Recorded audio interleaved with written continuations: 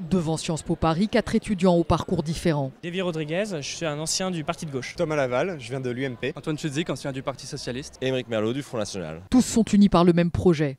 Faire entrer le parti de Marine Le Pen à Sciences Po. Aujourd'hui, on ne peut pas avoir un débat de qualité si on exclut 25% de l'électorat de ce débat. Or, à Sciences Po, de fait, le débat est un peu confisqué. Séduire une partie de l'élite, c'est le nouveau pari de Marine Le Pen. Elle-même s'est entourée de cadres surdiplômés comme Philippe Martel, ancien collaborateur d'Alain Juppé.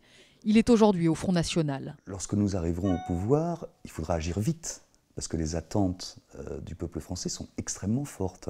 Donc il faut se préparer avant, avoir des projets de loi, des projets de décret sous le coude. Ça s'étudie, ça nécessite une certaine expertise. Philippe Martel est un énarque, tout comme Florian Philippot, numéro 2 du parti, ou Philippe Lothiau, proche du maire FN de Fréjus.